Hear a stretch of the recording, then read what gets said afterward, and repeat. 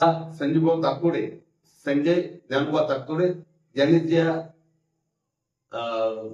बिंदुसारा धरणामध्ये जलसमाधी घेण्याचं काम केलं त्या संजीवभाऊ ताकतोडेंना या ठिकाणी विनम्र अभिवादन करतोय. अनुसूचित जाती आरक्षण वर्गीकरणाचा प्रश्न मार्गी लागावा म्हणून पुन्हा एकदा त्यांनी आत्मसमर्पण केलं, आपल्या प्राणाची आहुती दिली. असे बुलढाणा जिल्ह्यातील चिखली तालुक्यातील नायगाव बुद्रुकचे आणि माझ्या खंदारी परिवारातील माझे पुतणे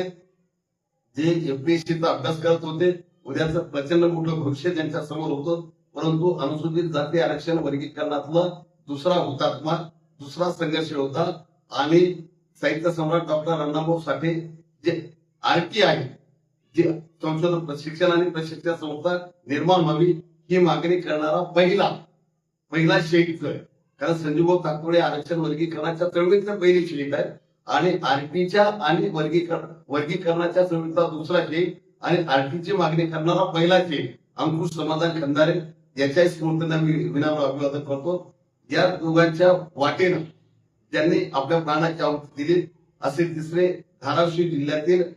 कळंब तालुक्यातील भुसागावचे अविनाश खंडागळे की ज्यांनी रेल्वे समोर स्वतःला झोपून दिलं आणि आपल्या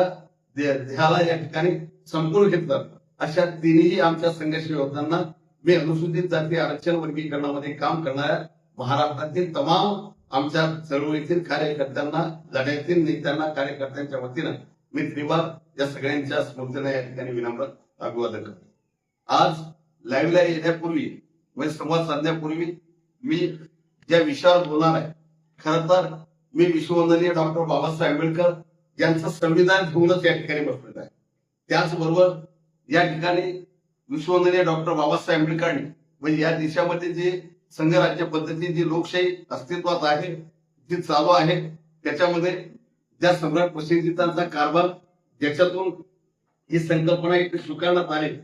तर त्या बाबासाहेबांनी निर्माण केलेल्या संविधानानुसार जी लोकशाही आहे त्या लोकशाहीचा महत्वाचे जे पाया आहे, जे महत्वाचे पिल्लर जे आहे, त्याच्यापैकी एक न्यायपालिका आहे आणि न्यायपालिकेच्या माध्यमातून म्हणजे न्यायपालिका ही संविधानानुसार काम करते, बाबासाहेबांच्या विचारानुसार काम करते आणि त्या न्यायपालिकेनं जो 1 ऑक्टोबर 2024 जो या देशाच्या सर्वोच्च न्यायालयानं जो अनुसूचित जाती आरक्षण वर्गीकरणाच्या बाजूने निकाल दिला, त्या निकालाची प्रत घेऊन आज मी आपल्या समोर बसलेलो आहे. ही निकालाची प्रत आहे. आता या अनुषंगाने मला संवाद साधताना पहिल्यांदा काही गोष्टी या ठिकाणी स्पष्ट करायचं आहे. मी एका डॉक्टर बाबासाहेब आंबेडकरांच्या विचारानं प्रेरित झालेलं, लहू फुले शाहू आंबेडकरांच्या विचारानं प्रेरित झालेला एका दुर्गम भागातला, ग्रामीण भागातला एक कार्यकर्ता चळवळीमध्ये सामाजिक भूमिका काम करायला लागलं. मात्र काम करत असताना माझ्या घरामध्ये पहिल्यांदा जर काही या ठिकाणी चळवळीच्या अनुषंगानं अनेकांच्या घरातले देव देवता दैवत जे काही पूजा अर्चा होते, तर आमच्या घरामध्ये आमचे मोठे बंधू, थोरले बंधू की अरुण खंदारीजी या स्वर्गवासी आहेत, ते बाबासाहेबांच्या शिक्षण संस्थेमध्ये औरंगाबादला महाविद्यालय शिक्षण त्यांनी घेतलं आणि बाबासाहेबांचा विचार त्याच्या मनामध्ये रुजला आणि विश्ववंदनीय बाबासाहेब आणि तथागतांची मूर्ती आणि फोटो आणि त्याचं साहित्य आमच्या घरामध्ये आलं आणि मी चड्डी मला जमाई नेसता येत नव्हती अशा अवस्थेपासून बाबासाहेबांच्या नावाचा जयजयकार करत आज ताग्यात आम्ही बाबासाहेबांच्या विचारानं आणि लहू फुले शाहू आंबेडकरांच्या विचारानं, अण्णाभाऊंचा विचार घेऊन, लहुजी बाबांचा विचार घेऊन, छत्रपती शाहू महाराजांचा विचार घेऊन या ठिकाणी चळवळीमध्ये काम करत आहे. हे चळवळीमध्ये काम करत असताना जे या अनुसूचित जातीला या देशामध्ये जे आरक्षण दिलं गेलं, तर आरक्षणाची सुरुवात करत असताना आपल्याला सुरुवातीला बघितलं पाहिजे की या देशामध्ये